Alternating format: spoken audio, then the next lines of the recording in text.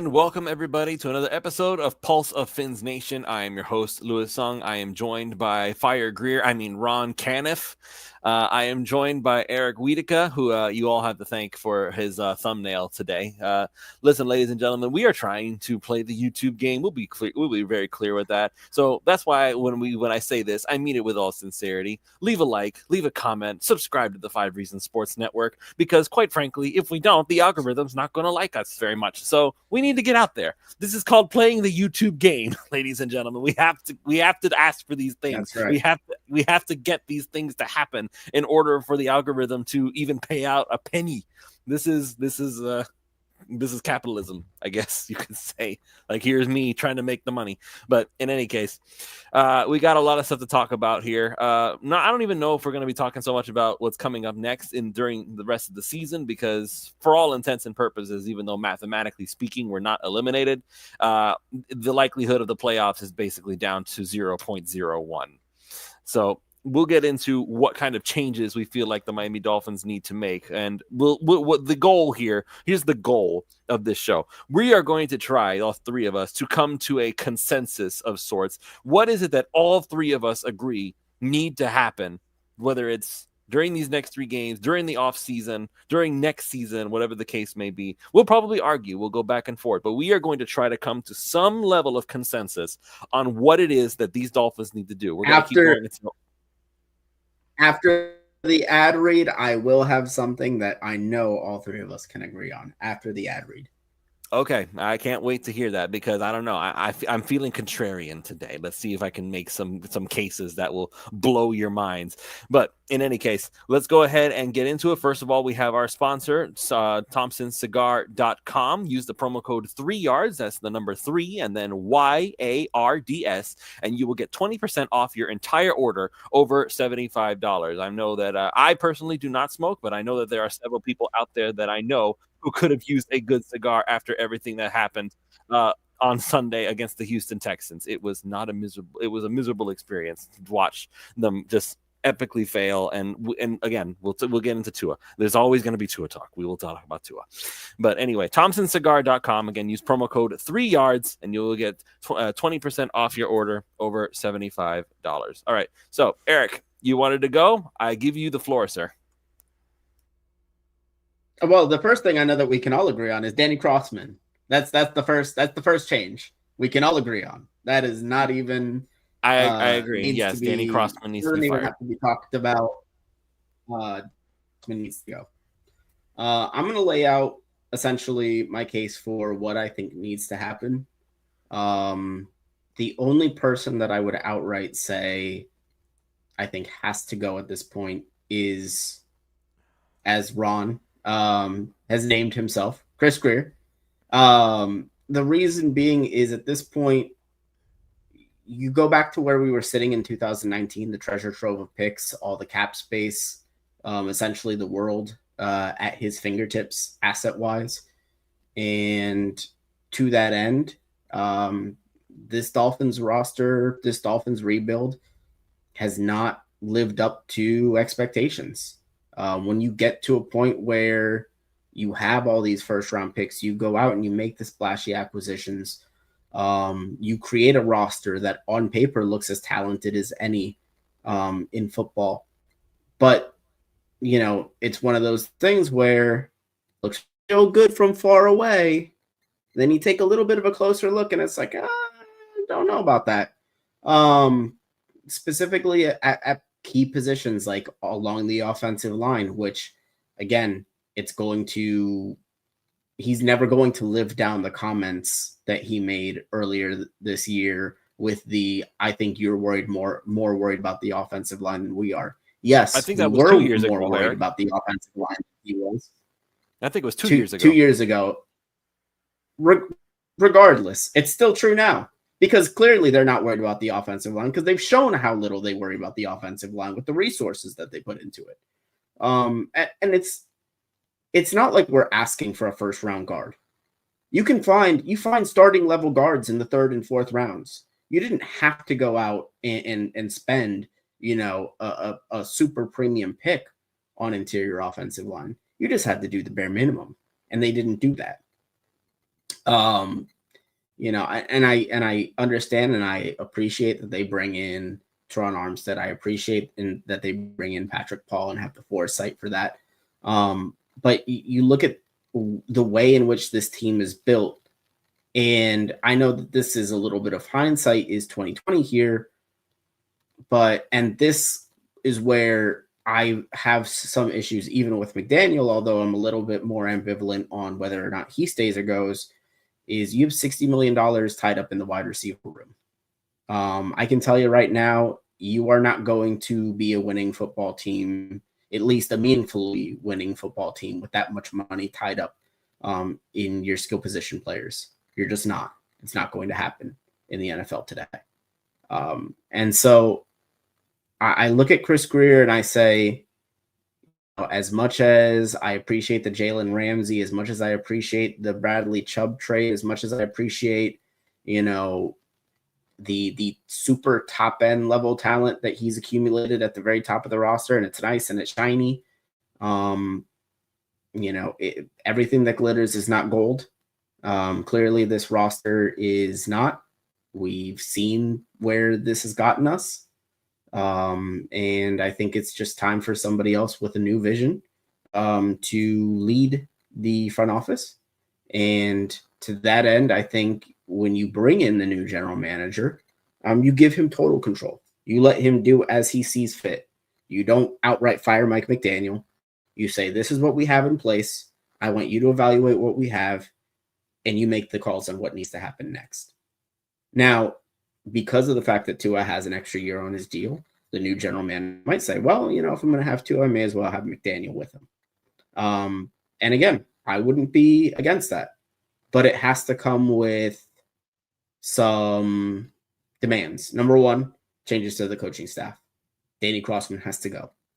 Number two, changes to the offense.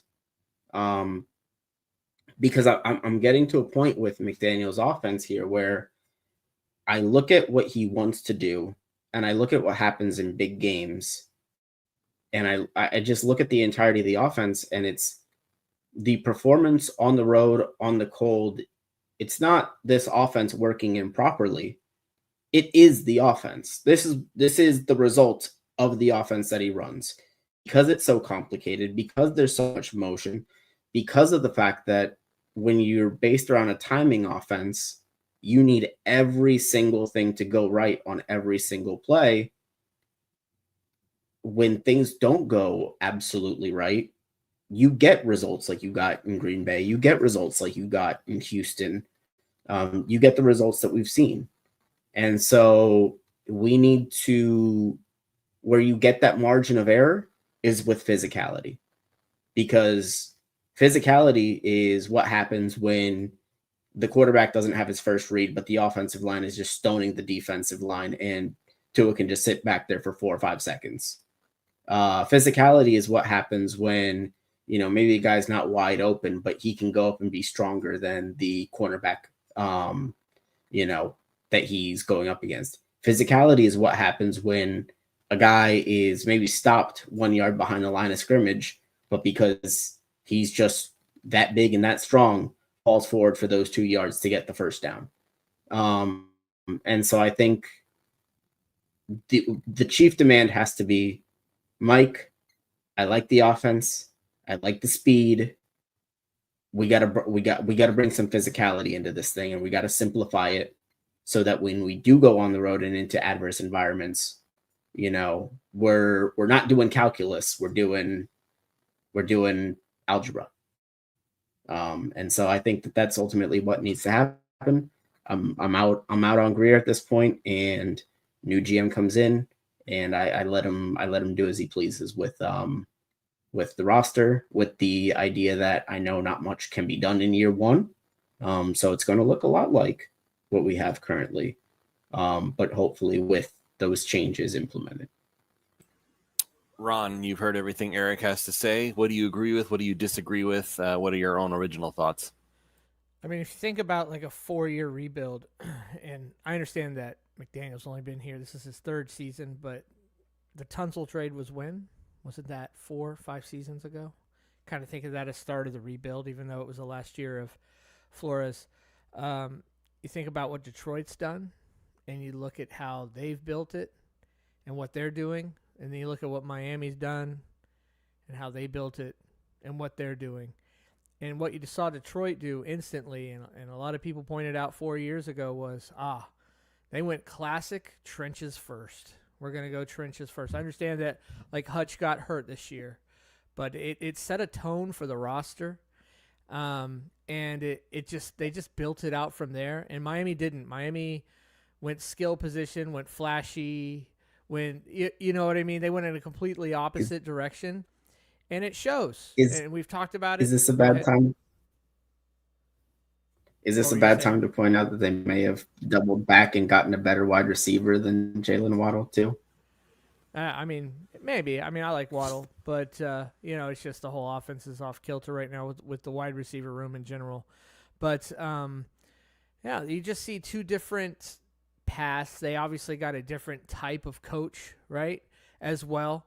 And yes, the coach fits the offense, but I mean the whole thing's just not working, man. Like the defense feels, especially this year, man, it feels so pieced together. There's just no, you kind of look, and I understand there's been injuries, especially on the D line, but you look at that defense, and you've got Ramsey we traded for, you've got Fuller we traded for, Kohu was an undrafted free agent. You've got Poyer, an old guy, not very good anymore. We had Marcus May, we got rid of. We went and got free agent at linebacker, like the whole linebacking crew's free agents. We've got D-line, right? We got Calais Campbell. Now, Sealer's been, he's been core. I understand we didn't draft Sealer, but he's a core player for us because other people didn't see the talent and we did, and we invested in that. So good move on there. And we got to give credit where credit's due. But and not that the Ramsey move was a bad move. I mean, we got third round pick, and we traded what was his name? Hunter, the tight end. Hunter Long, who scored a touchdown for the Rams not too long ago. Yeah, I saw that on special teams. I was actually watching that game, yeah, and I was just had to laugh at that. But I mean, that defense has just been kind of, I would just say, taped together only because it was just free agent acquisition after free agent acquisition. I love Jalen Phillips. I mean, just hasn't been able to stay healthy lately, but I still have faith in him. Chubb, I mean, there's a reason why Chubb was available, and it was the health. And then you go to the offensive line. There's a reason why TA was available, and it was the health. We've had to rotate through centers. Brewer's been absolutely a stud at center. So great signing there. It really has been a great signing. He's been excellent. But as we talked about before, they're not willing to invest in guards, and it shows. It's been a problem. It's the reason we can't get 3rd and 1 up the middle, just because our guards are just bad. And it's just, and we don't have a physical running back, really. We don't really have that dude. Like you see the offensive line they built in Detroit, and then they had Montgomery. I understand Montgomery's hurt now, but Montgomery's been a big piece for that. Allows them, helps them get those 3rd and shorts, helps them have that physical guy. We don't really use Alec Ingold the way I'd like. Honestly, we just don't. You just see it from top to bottom, and it's just not there. I understand that it's a different NFL, but even though it's a different NFL, I think Detroit has proven that in a different NFL, you still build your roster the same way you did 30 years ago. At least you probably should. Honestly, you probably should. And if you look at most of the really good teams in the NFL and the successful teams, yes, they have some flash, but they started by building that roster and from the inside out, from the line, from the trenches, and then they went from there. And a lot of it's through the draft or finding those core guys and investing in them when others didn't see it. And Miami just mostly hasn't done that. They've just gone after flashy free agent after flashy free agent. And I don't know if we can pick a team and say that's the way to build it. That's the way to build it. Now, sometimes teams they'll build it that way, but just they don't have the quarterback, i.e. Tampa a few years ago. So then they add Brady. Brady goes in there, has a monster season, throws for 5,000 yards, wins the Super Bowl, sort of in a way. And we can have that discussion off season, ends Bill Belichick's NFL career in a way, in my opinion. But we can discuss that some other time. I mean, you could just see it. They got to have to find a GM who believes in building a roster in that way. And Greer just hasn't been willing to do that. He just hasn't. And even when he drafted Wilkins, he didn't keep him, right? He moved on because he got too expensive. So you made a good pick, you invested, but then you didn't keep him. You didn't sign him a year before like we were all screaming to do. Instead, you went out and made other moves. You had to pay Chubb. You had to go get Ramsey. So then you couldn't keep Wilkins. And there you go. Calais Campbell's been pretty good, but, man, he was a free agent off the street. And we've talked about that earlier. So that's really where we are. And I 100,000% agree with Eric because I was in OnlyFans talking today. Or I think it might have been this morning. I think early this morning at like 6 in the morning.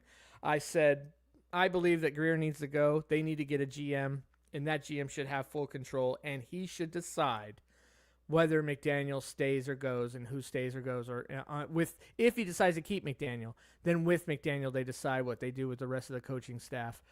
But I really wanted to work with McDaniel. Man, I like him so much. There's been some fun and exciting times. I like his personality. I like him as a person. I really wish it would work out. But if that GM came in and decided, no, this isn't the path, this isn't the direction, I want to go in a different way, then as much as it sucks, I'm not going to be mad about it because we went from a team that felt like a perennial 7, like back when there was 16 games, we were like a 7-8 kind of 8-ish win team. We were around that 500 mark. To now we've just become like a perennial 9 or 10 win team, but can't really get past any hump to that. I mean, yes, this iteration has kind of gotten us like a win or two more on average, maybe. But it hasn't gotten us near where we wanted to be, that's for sure, which is obviously competing for a Super Bowl. I mean, we're very likely not going to even make the playoffs this year. We made it the last 2 years, right, in a row, or is it 3 years in a row? Which is it? The first 2 years with McDaniel, but obviously didn't get anywhere past that. Haven't won a playoff game in a quarter of a century. There are maybe people watching this show right now who are 23, 24 years old and haven't even been alive since the last time the Dolphins won a playoff game, which I believe it was 2000 or 2001. Well, I think like 2000 season when we beat Peyton Manning's Colts a long time ago when we had Ricky Williams and Jay Fiedler, and I think Wannstedt was the coach. That was the last time we won a playoff That game. wasn't even Ricky Williams. That was Lamar Smith running for 200. Okay, maybe I don't. It's been so long. I mean, how am I supposed to remember? It was like half my life ago, and I'm an old guy. So, I mean, I agree with everything Eric says, and I mean, it just is what it is. So frustrating too because we were in that game like the whole time, man. We were in that game, but Houston's not like an amazing team. I don't anticipate Houston's going to go super far in the playoffs. I mean, maybe they do. Maybe they win a game, but I don't think they will. Yeah. I mean, what can we say? I mean, we're gonna have to wait and see what Ross does. I don't know what he's gonna do. I honestly have at this point, I have no real inkling on what he does. I think these last 3 games may indicate what he does. Sadly, they probably shouldn't because the entire track record of Greer and everything we've talked about should really speak for itself, and whatever happens in these last 3 games shouldn't matter. I mean, who we play, what? The Jets, the Browns, the Niners, all teams with losing records. So if we were to beat them and go 3-0, should that be enough to save anybody's job if you weren't thinking they should have saved their job to begin with or kept their job to begin with? It shouldn't. But, everybody's got recency bias, even owners. So I have a feeling it'll come down to what happens over these next few games as to whether they keep Greer or even keep McDaniel. I don't know. All right. So here's my case.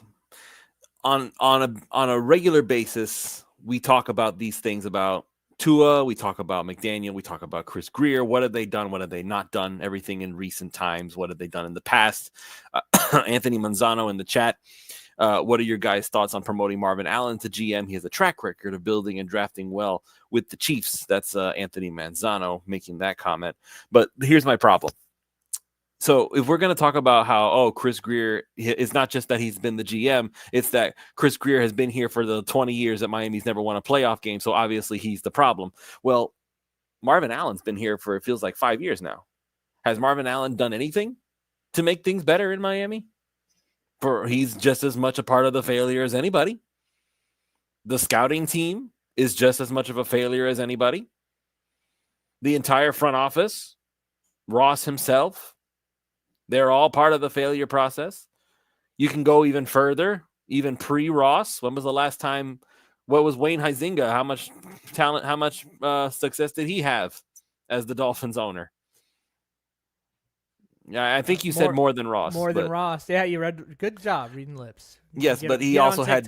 But he also had Dan Marino. So yeah, he had Dan Marino some, but still, he still had more. But even then, it's like this is where my thing comes. This is where my problem comes in. Last week, I was talking about how Mike McDaniel needed time to mature as a head coach because I talked about this. Dan Campbell did not. He got his shot as an interim head coach with Miami. We loved his approach. We loved his attitude. We loved his fire. And the team responded briefly by, ironically, putting a beat down on the Houston Texans. Go figure. It was probably Ryan Tannehill and Jarvis Landry's best game as Dolphins collectively that game. And it was because of Dan Campbell and his new approach to playing football, this smash mouth, punch you in the mouth type of football. I like it. I like that idea, to be clear. I've been calling for physicality for going on 2 or 3 years now. I get on your case about it, but you're right. You have been, and honestly, I just have to give in and admit, you're right, Lewis. Team's just not physical enough. Hasn't been physical enough. We keep getting punched in the mouth. Teams get up to play us because they think we're soft. And you don't get very many opportunities in the NFL to go against another team. Once you're in the NFL, to go against another team that is quote unquote soft. Whether it's true or not, right? That they feel like we're soft, so they get up to play us. They get up to punch us in the mouth. They get up to get a little bit more physical with us than they might others because they think it'll affect us. They think it'll throw us off our game, and we've yet to prove them wrong, right? In these big important games, we've yet to prove them wrong. Yeah. And again, I like the physicality, but here's my issue. Because we already had a coach pre-McDaniel, Brian Flores. That was him. Physical, play tough, play mean, play. Yeah, but he was also a complete asshole, where Dan Campbell's not. Right. So that I've said this before, so I'm just going to say it again. For whatever reason, Bill Belichick and all his greatness as a head coach, the only thing that the other coaches seem to take away was go to another team and just go be a dick. I mean, that's honestly the only thing they seem to learn, because every single coach that goes out there falls flat on their face. Maybe Bill O'Brien might be the only one who had any kind of real success. And that all you hear about is how they were the biggest assholes that you've ever seen. Josh McDaniels, Brian Flores, all these freaking guys. Like, that coaching tree is trash. Like, it's just, so being an asshole or an a-hole, maybe I need to stop saying that. It's already too late. It's already too late, right? It isn't the way. Dan Campbell teaches physicality, and he has a certain, aura about him as a football coach. That isn't what Brian Flores was. Brian Flores was something completely different, and he needed to be gone, and I don't even want to talk about that guy. I would rather have McDaniel till I die, and if I live to be 100 years old, rather have McDaniel till I die than have Flores for one freaking game as a head coach as the Dolphins again. You know how but I feel here's about him. Here's an interesting coach.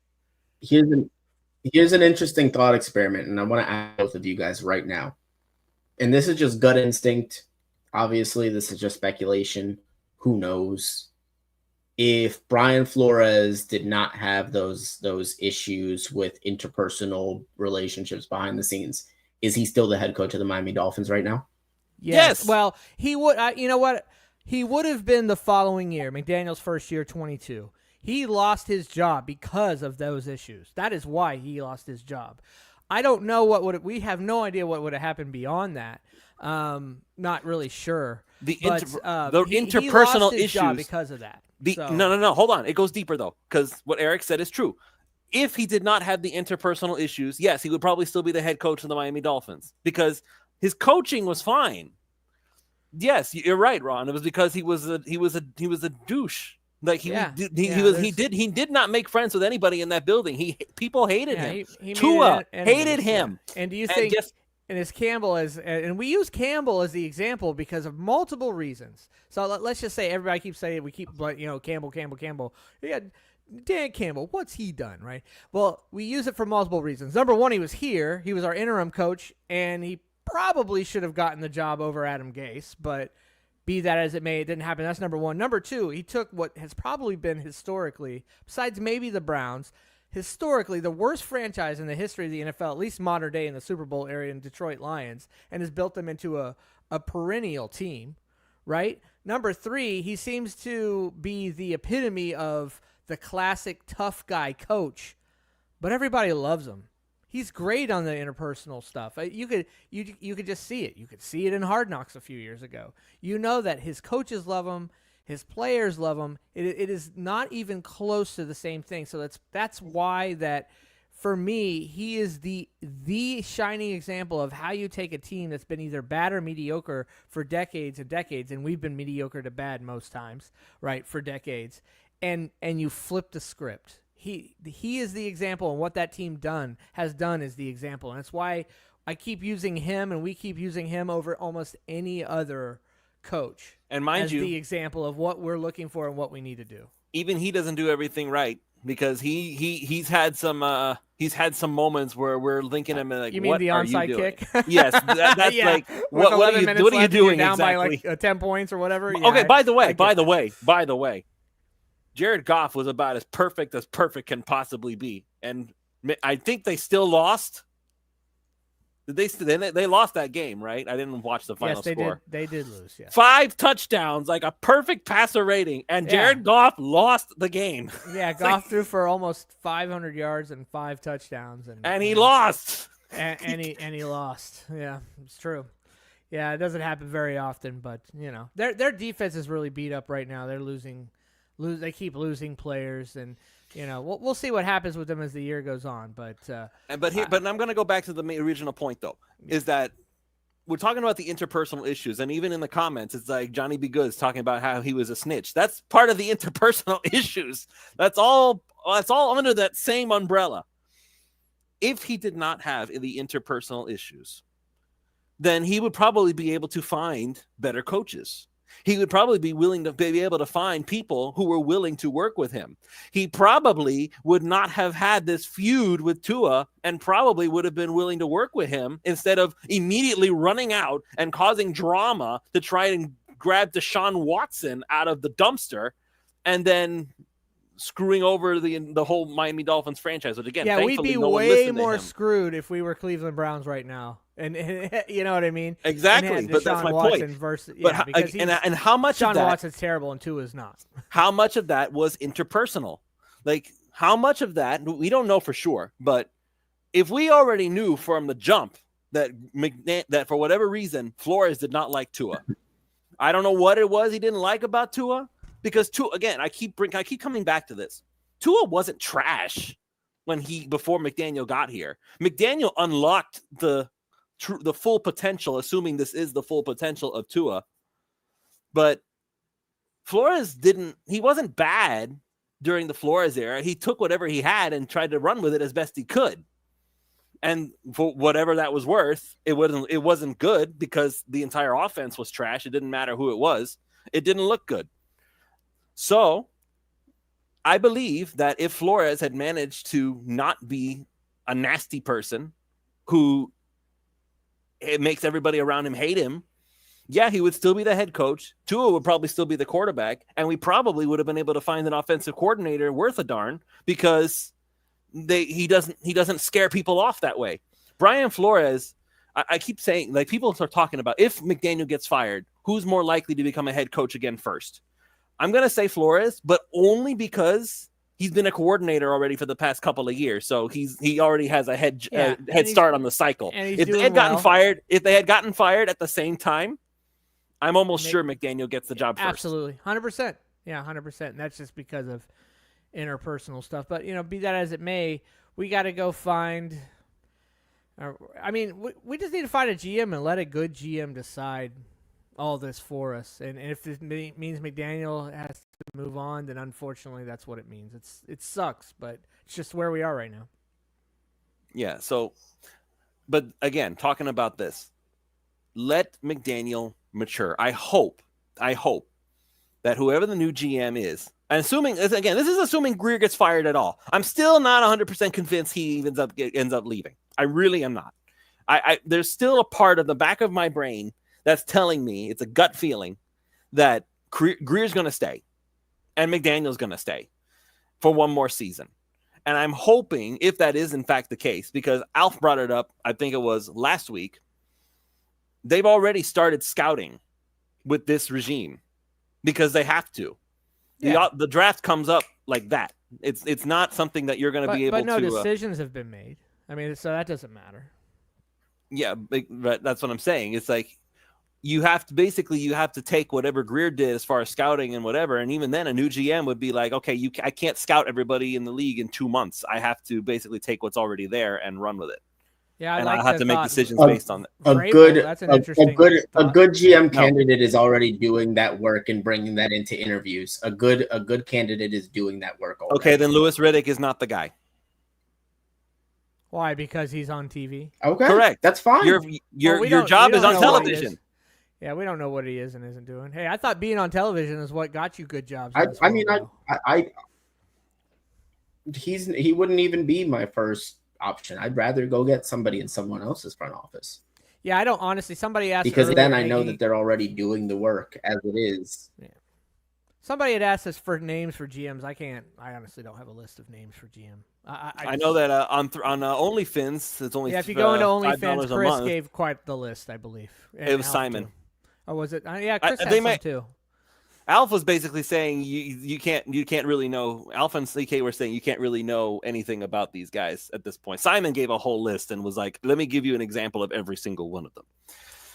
Cap for Life saying Scott Pioli. No. That was fast. Care to explain, Ron? I'm not for. I don't want anybody from the New England shit. I just don't want anybody from the old classic New England. Bill Belichick was good because he had Brady and he just had his own way that wasn't teachable. It just nothing. I just don't. I'm so soured on that, man. That Patriots tree. Just get that out of here. Yeah, I'm just not interested. So now we're talking about just the GM. If it were to be somebody like a Louis Riddick, and Debbie Did Woods is talking about Borgonzi. I'm not sure. I don't recognize him. Forgive me, folks. GM names are a little more difficult for me to remember because that's not something that I keep track of for every single team.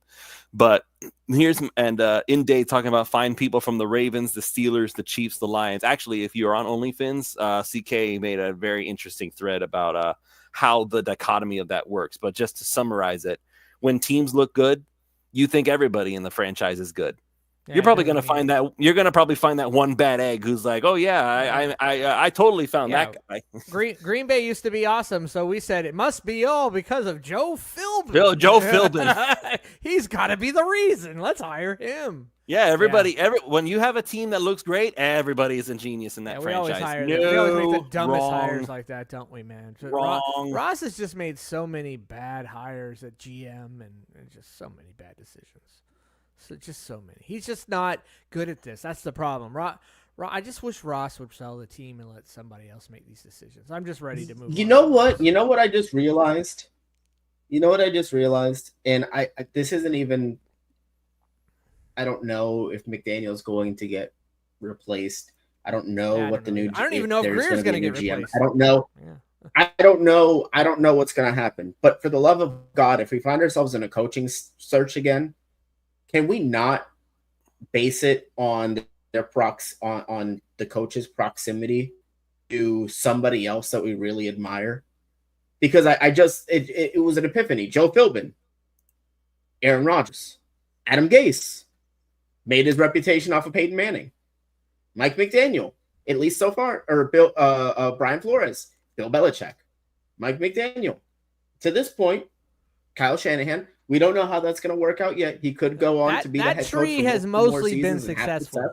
But that's been a very successful coaching tree, though. they got to hire somebody on their own merits, man.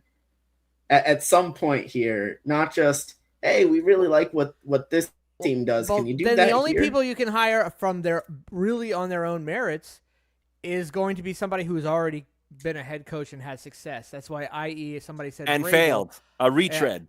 I agree. Yeah, but did Vrabel really fail? I mean, he didn't Did win a he? Super Bowl, Did he but win? Really Did he? fail? He made it to the won more playoffs than and he lost. He won playoff games. He got to an AFC Championship game He got with a into an quarterback that we AFC Championship casted game off with as Ryan trash. Tannehill. With Derrick That Henry. we casted off as trash and Ryan Tannehill and got to an AFC Championship with game. Derrick Okay, Henry. and what lesson do you think Mike Vrabel would take from that? What lesson?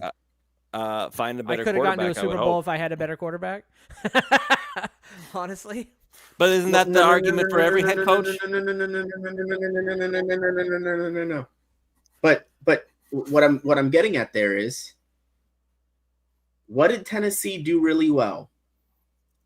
Okay, they had a good defense. They had a really elite running game. They had built a good If offensive you line. put They had a that stud running around back. Tua, what do you think? What do you think? What do you think Tennessee would have looked like with Tua instead of Ryan Tannehill?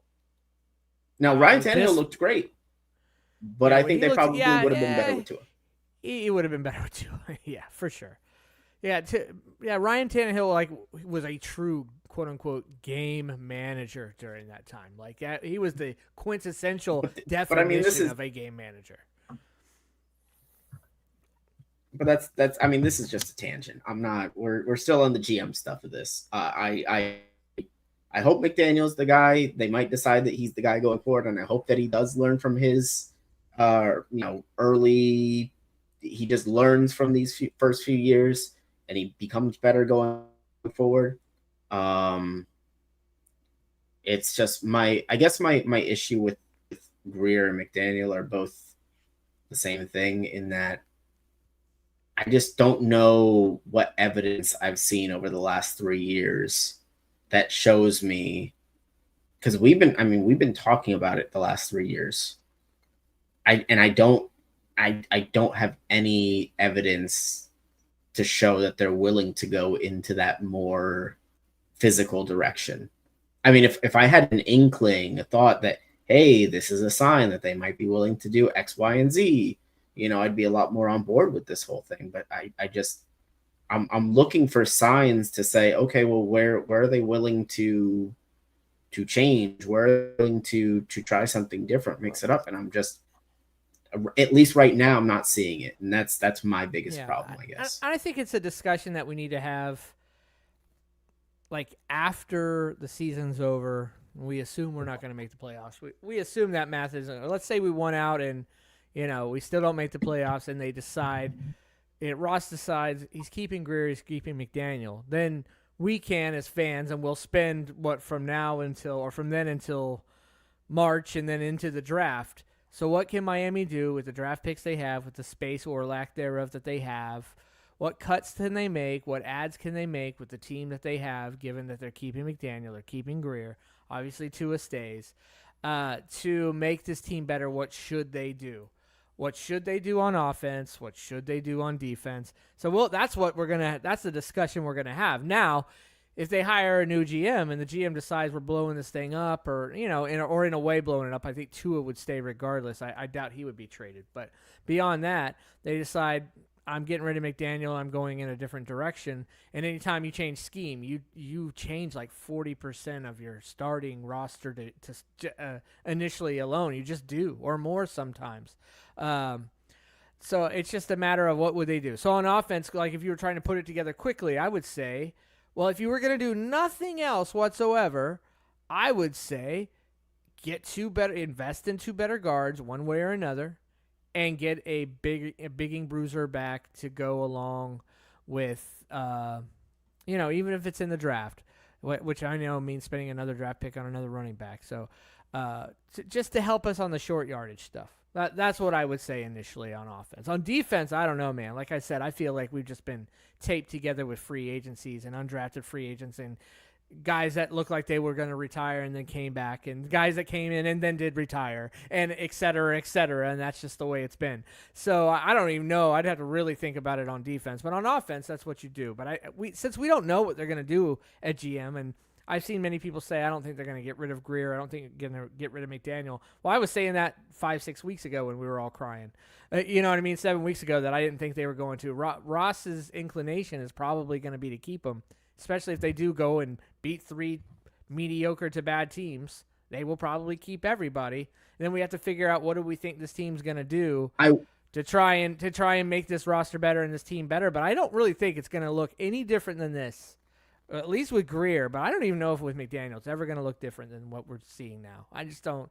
I just think the track record speaks for itself after 3 seasons. What's McDaniel? 1-16 against teams with winning records. 0 and whatever on the road.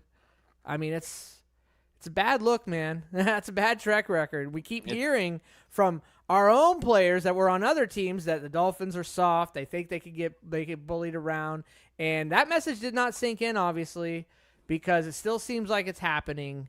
Man, I just think it is what it is. I'm for a new GM coming in, and I hate it, but probably moving on from McDaniel. It sucks, but I just think it.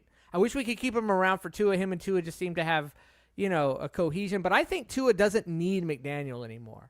I really believe it. And I said that several weeks ago, that I think Tua might have he needed McDaniel before him, but now McDaniel clearly needs Tua more than Tua needs McDaniel. I think Tua has outgrown McDaniel a bit and could have success in another system, even if it was a little similar with another head coach and doesn't have to. I mean, how close did we see Tua to complaining about the plays coming in too late and how long it was taking and how much time he really had? Once he got the play in and got to the huddle, you saw him say, 10 seconds this, 6 seconds, whoop, time to hike the ball. And he doesn't really get to do everything he wants to do. He pretty much said it without saying it. And honestly, that was the first time ever, I won't say it was a shot at McDaniel, but kind of almost was about as close to a shot at McDaniel as you're ever going to hear out of Tua. But it kind of was. And it's the same problem we've seen for 3 years. And I keep saying I love McDaniel. But, man, I mean, you've shown some improvement in some areas, but some areas, man, you just haven't. 3 years now, it's the same crap. It's just frustrating as a Dolphins fan, man. It sucks. We're sitting here. We're big fans. We do a show every week talking about the Dolphins, and we're in a Discord chat, and we're on Twitter, and we're on all the doing all these things. We're always talking about the fins. We spend hours of our lives. Speaking of things that we can be on, sorry, Ron, I got to cut you off here. Yeah, go There's ahead. another place that you can be on. We got to be on Underdog Fantasy for all your fantasy sports needs. Underdog is the place to play if you're a sports fan looking to win money while watching sports. With over 5 million happy players and $2 billion won, Underdog makes it fun and easy to cash in on all your favorite athletes' performances. Compete against other players by just selecting higher or lower on 2 or more player stats, and you could win up to 1,000 times your money, so turn every touchdown into a win with Underdog. They have 2 promotions going right now. Vulture Protection. If you select a designated running back to score a touchdown in your pick'em entry, and they get vultured, we will rescue your entry. Red Zone Rush. A game you won't find anywhere else. Just pick whether or not a player will score a TD by swiping right for yes or left for no. Simple as that. Plus, your entry will be automatically boosted, and you'll get a 51% profit boost when you play. Join over 5 million fans that are already playing on Underdog. With their Champs game, you can win money by making entries with your favorite players. Download the Underdog app today and use the promo code 3YARDS. That's the promo code 3YARDS to get up to $1,000 in bonus cash instantly. Higher or lower, you make the call on Underdog. Must be 18 plus, 21 plus in Massachusetts and Arizona, 19 plus in Colorado for some games, 19 plus in Alabama, New England, and present in a state where Underdog Fantasy operates. Terms apply. Void in Colorado. Concerned with your play, call 1-800-GAMBLER or visit www.ncpgambling.org. In Arizona, call 1-800-NEXT-STEP, 1-800-639-8783, or text NEXT-STEP to 53342. In New York, call the 24/7 HOPE line at 1-877-8-HOPE-NY or text HOPE-NY to 467-369. All right, so we got 15 minutes left. I just want to go ahead and I just want to address some other things that were happening in the chat because there were some topics about talking about Mike Vrabel and getting all these guys. Let me tell you why I don't want Mike Vrabel, okay? For all the success that Mike Vrabel had running Derrick Henry into the ground, and now the Ravens are basically doing the same thing with him because he's just that good. Mike Vrabel had many of the same problems that a Brian Flores had. He was also the smash mouth guy. He was also the dude who was very much the tough guy. I'm in control. Nobody else gets to tell me what to do kind of person. And before he got fired, there were very much rumors of the same exact problems. There were miscommunication issues, power struggles. Vrabel didn't like this guy in the front office. This guy didn't like Vrabel. And again, there were problems with him. Like maybe the players themselves didn't dislike Vrabel as much as some of them disliked Flores, but it was the same problem. It was this guy is saying, I'm in charge. I get to be the one who calls the shots. Nobody else gets to tell me what to do. Your job is to do what I tell you to do. There is no cohesion. And I honestly don't know. I don't know what the correct philosophy is. Because a lot of teams have different ways of doing things. Sometimes they have like a GM and head coach just working together as a collective to be able to get the job done. Some of them, their head coach is in charge and the GM just buys the groceries they want. Some of them is the GM is in charge and they buy the groceries and the head coach makes the meal of whatever they get. And some of it works for them and some of them works for others. I don't know what the correct one is. So this is why to just go out there and say somebody needs to put a lid on McDaniel or McDaniel needs to bone up and actually tell Greer to screw off. I don't know what that is. And don't I think the GM would want his own quarterback? Yeah, that was what I was saying all along, is that whoever the new GM is, whoever the new that was what I've basically been saying. Again, we're talking about human nature. He is a really good quarterback. He is. Yes, he absolutely is. But they may want their own, but Ron, I mean, hold good on. luck finding something. Hold good on, luck matching that.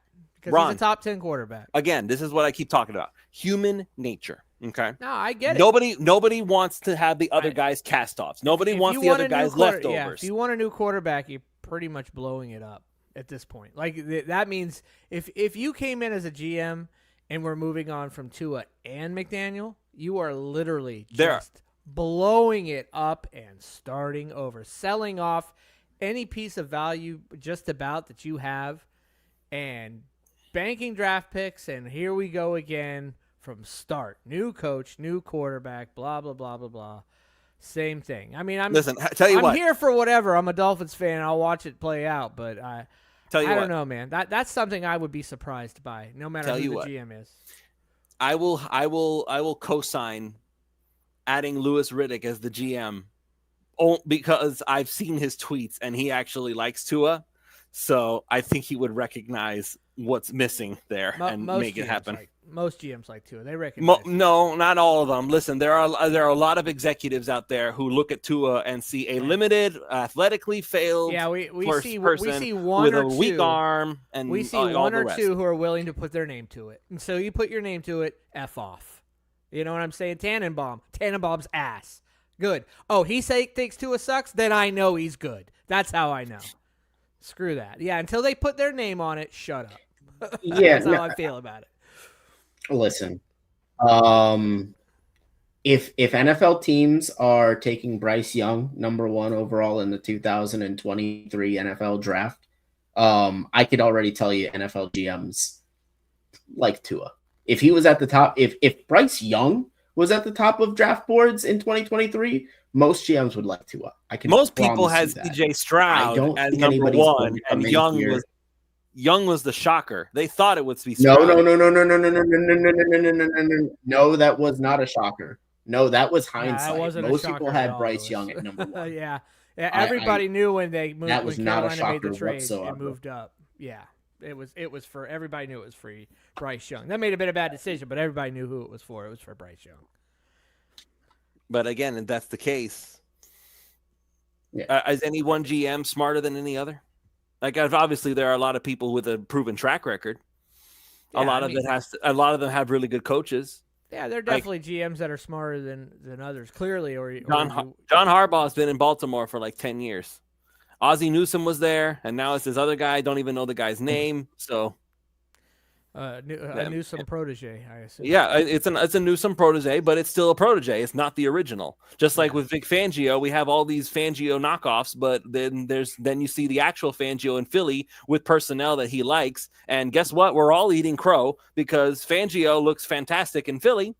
And in Miami, it didn't work. And Fangio was the one complaining that all these guys are weenies who didn't want to work hard. Our defense was lights out till we lost half our starters to injury. So it was working. It was working in Miami too. And even then, he hasn't lost any major players that I'm aware of in Philly to that defense, because if all of a sudden 5 or 6 of his good players, best defensive players, got hurt, he'd be asked there as well. So just like forget 5 or 6. If Jalen Carter went down, that Philadelphia defense would be in a lot of trouble. There you go. There, that alone. I mean, that's a Hall of Famer in the middle of your line right there. Like already. I mean, you're what, 3? Yeah, makes a difference. Yeah, definitely. So let's just quickly summarize everything as we move forward. So forget about fixing the front office, just the team in general. Number 1, we need guards. Right? No questions. Which is what we said coming into the season. What makes me so mad. We're just people on a podcast you're trying to beg for subscriptions to get pennies. Us and everybody else. Yeah, you know what I mean? And this is what we've always said too. People always, I've said this multiple times. I will continue to repeat it because it's true. People always say, shut up, fans. Fans don't know what you're talking about. But then the end of the year comes, the coaches get fired. And why do they get fired? For all the shit that the fans were complaining about before the season started, and this will be no different. We've needed guards for years. They haven't been willing to invest in them, and we've seen why the whole season. It's important and necessary, and it could be a big reason why these guys lose their jobs. Somebody please do me the favor. Lewis, maybe you can. Ron, maybe you can. Convince me, please.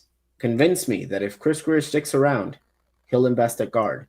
Because the reason why I want him gone the most is I don't think he'll draft the corner. And so I mean, if we know that he's going to keep making the same mistakes, what are we doing? I don't know. That's I do agree that's the reason why Grier deserves to be fired. Like the absolute hubris that he had to say, "Oh, you're more worried about offensive line than we are." And again, maybe McDaniel believes, maybe he still believes, and hopefully he's learned his lesson. I really do, because even he said we need to block better. It's like, yeah, you need better talent, dum-dum.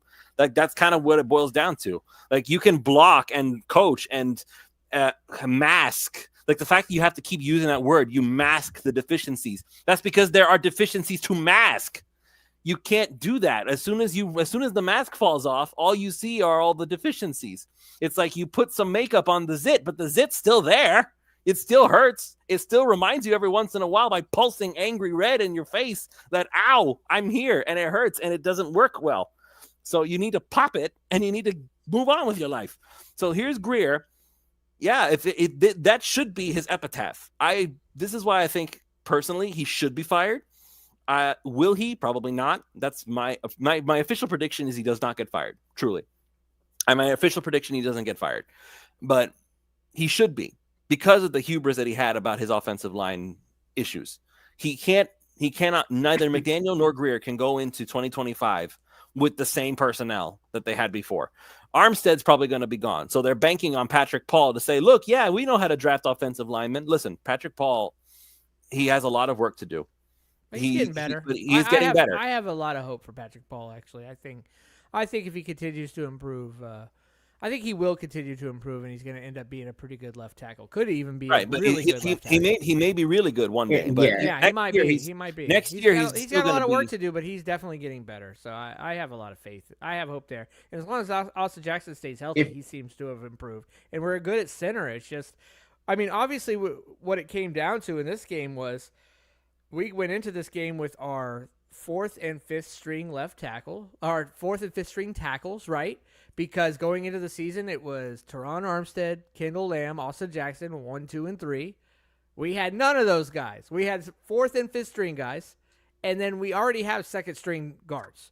So so we were getting blown up at the beginning, and they started to settle in a little bit, but a lot of that was having to work around them, as you said, Lewis. We had to work around it, so it got a little bit better.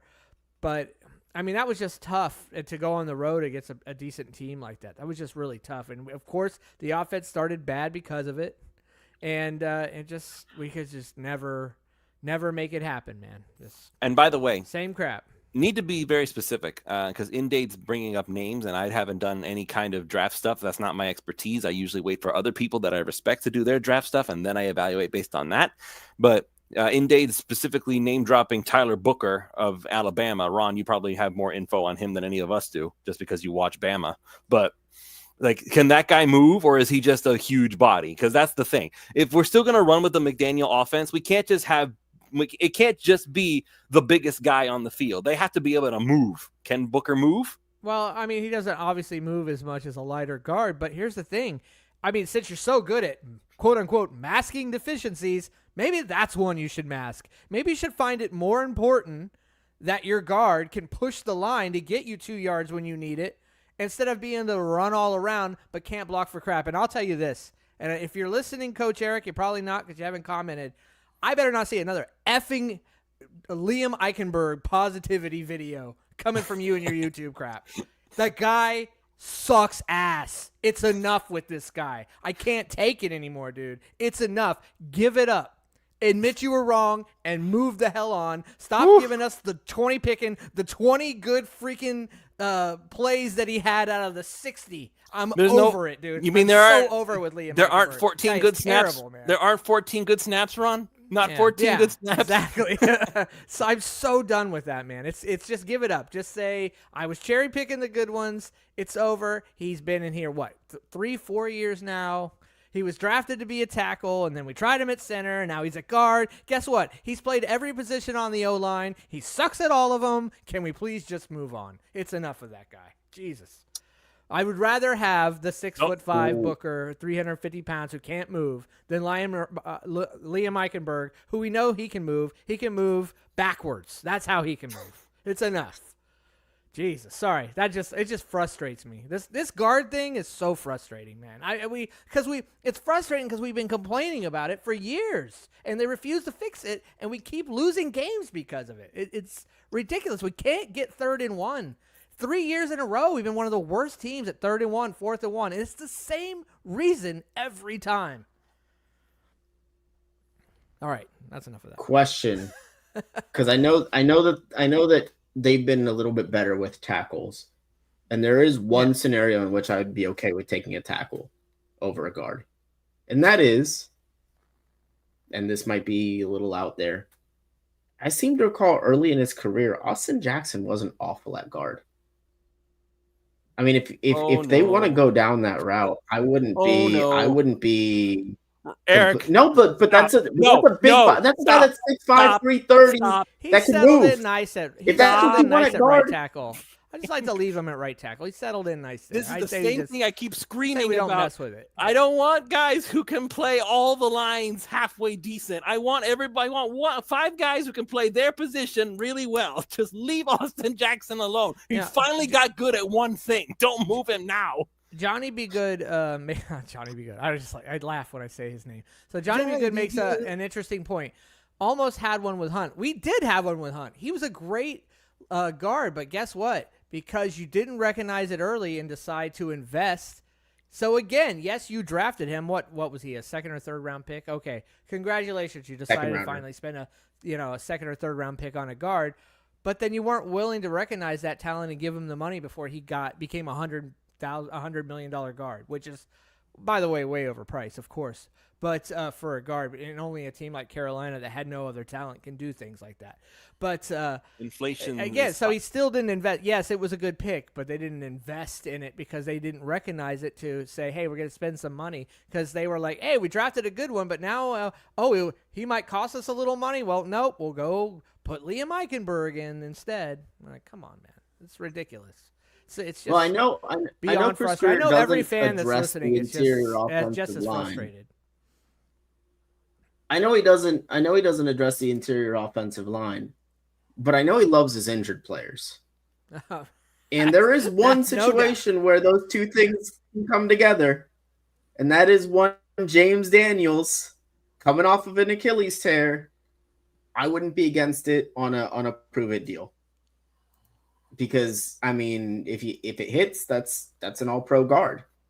But obviously coming off an Achilles. Yeah, but I mean, we've been playing that game though all over the roster. And especially the offensive line, like putting in injury-prone guys, bringing in Isaiah Wynn. We knew he was injury-prone.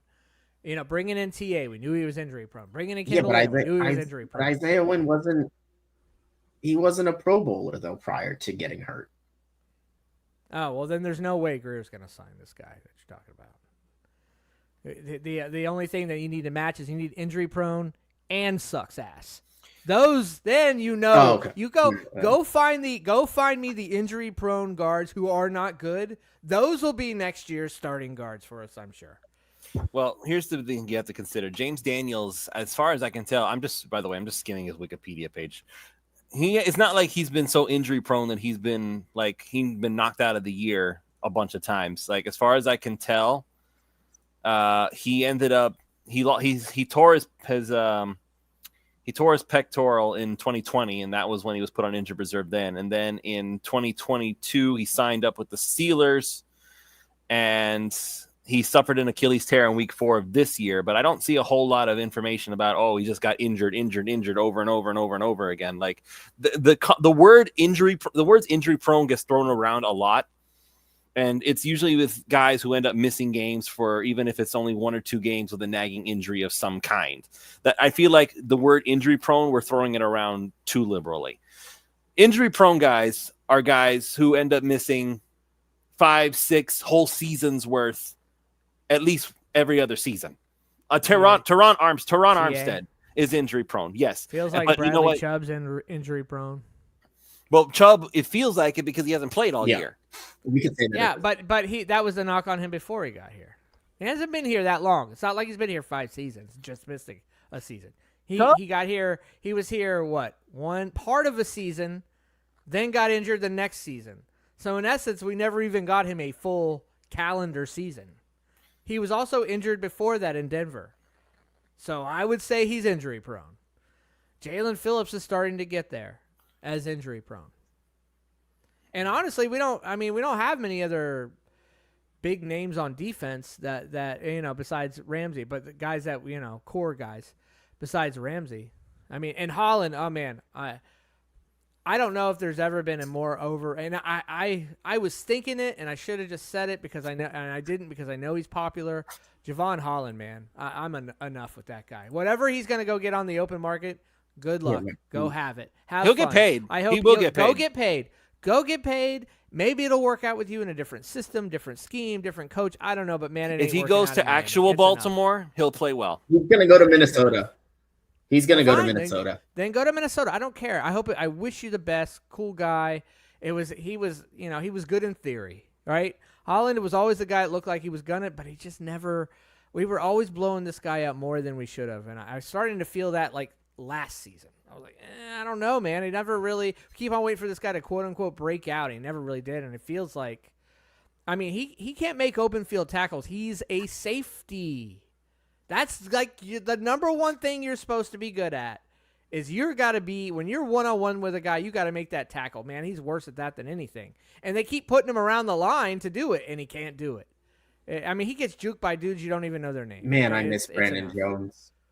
Oh, Brandon Jones. The headhunter. His own team headhunter.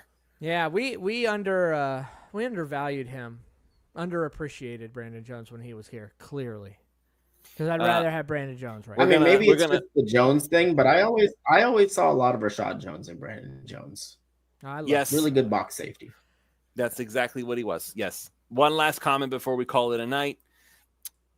In-date says that we got to draft Mason Taylor and Aranda Gadsden II for just the vibes alone. I would listen. I'll be dead honest with you guys. Just not even just because they're the sons of alumni. Those two, both of those guys can play. So I'd be on board for both of those things. Mason Taylor, according to a lot of people are talking about at LSU, he's really, really good. We need more tight ends. Jonnu Smith can't be the only guy, and Jonnu Smith won't be around forever. If we can get Jason Taylor's son to be the tight end of the future, I'm happy. And Gadsden would solve the size problem. But I hear a lot of people are projecting Gadsden to be a tight end at the next level. So if they're both That's tight fine. ends, that's going to be tough. Sure. Hello, New England. Anybody New England? Rob Gronkowski and Aaron Hernandez for years torching us. We have too much work to do to go drafting 2 tight ends. Jonnu's on a 2-year deal. Jonnu is too much work. I know. I get it. I understand. But Jonnu's on. This is the last year of Jonnu's deal. If you don't extend him, you need 2 more tight ends. So I'm just saying it's something we need to consider. I would not mind making Gadsden like the big bodied wide receiver. I'm so serious. Like if you make people can project all they want. Noah Benogany can block. No, he can't. I don't think he can. But then you have Mike Gesicki, and we don't need that. But he's around. But he's not Mike Gesicki. He doesn't run like a baby giraffe. How's his gritty? How's Indeed said Aronde's too light to be a tight end anyway. So there you go. There you go. Yeah, but Mike McDaniel was doing that thing where he was trying to convert receivers to tight end his first 2 years. He might. I think Gadsden he would look at and be like, "I'm going to make you a tight end." Whatever, man. I want good players. But, I mean, if we get them on players the field who you know are going to be good. I'm for it. Get players who you know are going to be good. The only way I forgive not getting guards in the first 2 rounds is if you're using your picks to get Aronde Gadsden and Mason Taylor. They're probably not going to draft guards. I'm not.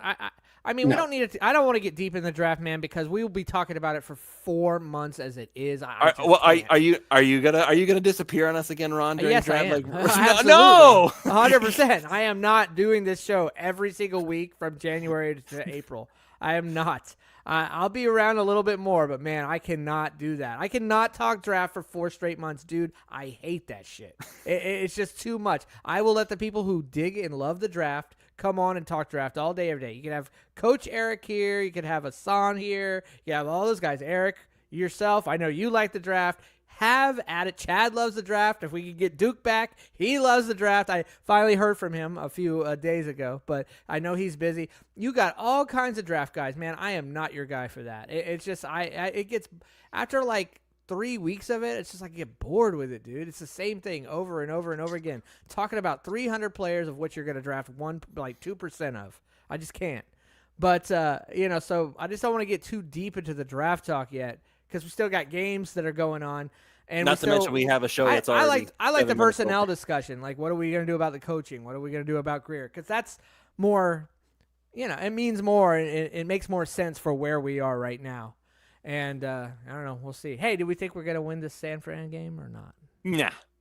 Yeah, I think we probably will. No. Honestly, I think the Dolphins will probably win out and say they can't run. No. I mean, looking at Aaron Rodgers play well now that the games don't mean anything in New York, and then you got to go up to Cleveland. I don't know, man. I'm thinking they might end up losing out here.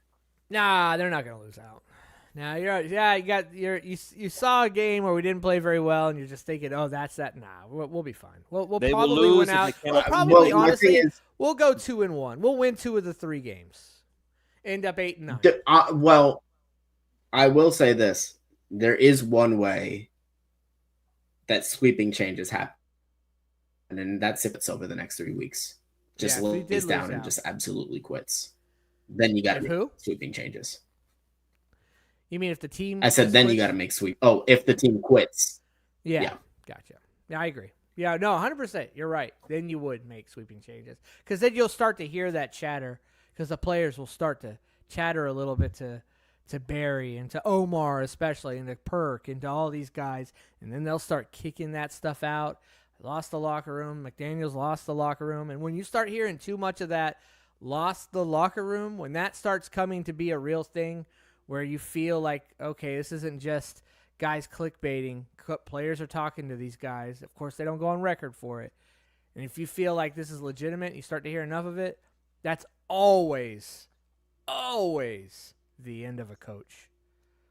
Always. Now, we haven't heard it yet. We haven't heard McDaniel's lost the locker room, but these next 3 games mean a lot to McDaniel. They mean a lot for these guys, too. These guys are playing for jobs. They're playing for contracts. They're playing maybe even for the next team that might pick them up. So that's why you see bad teams still beat good teams towards the end when they have nothing to play for, because they do have something to play for, just not, winning a Super Bowl. They have other things to play for.